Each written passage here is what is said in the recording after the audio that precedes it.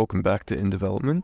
Let's get started. I've decided I want a bit of a break from coding, so I will be working on the map a little bit. You might recognize these cubes and ramps I have here, and that's because it's from my testing level. I've brought it over to my map level as it is very interactive and compact, so I'm going to try to model this area of the terrain after it. If you've played Breath of the Wild, you'd know the map itself is extremely open, especially at the start where all you really have is running and gliding. The world itself is quite boring, but it is quite realistic. It's got soft hills, small forests. It makes it very photogenic, but that doesn't mean it's interesting to run across, especially with no stamina upgrades. I'm attempting to make the map more interactive and more interesting to traverse, which is, of course, only possible due to the small scale of the map. One issue with terrains is that you can't create any overhangs or anything with just terrain, and therefore my little design here would not be able to have the entrance if I made the second ramp out of terrain. And therefore I'm thinking I might use maybe a log or something that's fallen over and made a little ramp. Maybe someone's put it there. I'll use a model so that I can keep the terrain lower and leave the little entrance to the cave, and I think I'll put some like metal or something in there, make it interesting. Alright, here you can see I have started blocking out the shape of it. Pretend there's two logs balancing there and there. But yeah, you can see the general design of it. I've kind of got the steps going here, but the steps on the inside aren't really possible. I'll have to use rocks, but the terrain is too low poly to actually manage that. If I press play, you can see the cubes and ramps are still there. I've done the blocking of it, and I'm quite happy with it, to be honest. Next on the agenda, modeling a log and maybe some rocks, but unfortunately I need to go now, so I will talk to you probably tomorrow.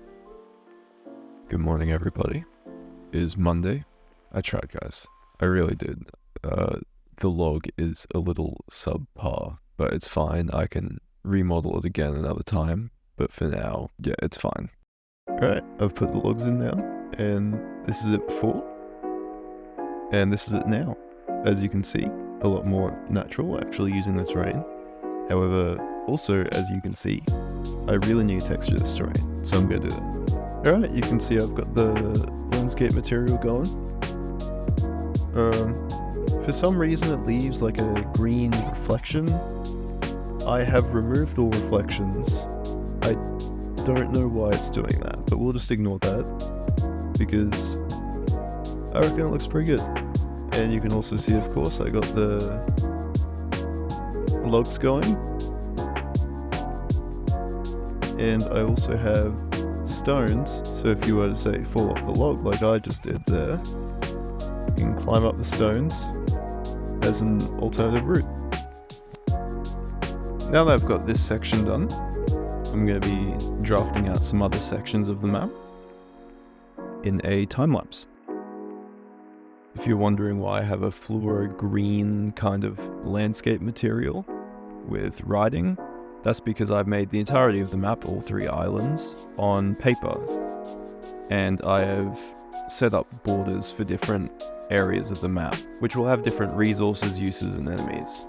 And then I swap to no material, as it has the grid-like texture, so that I can actually see if they're a bit too jagged. If the squares are too stretched, then I smooth it out. And that little section that I've started making in the F for forest will be a bandit camp, and I will make that eventually, but just blocking out the area for now.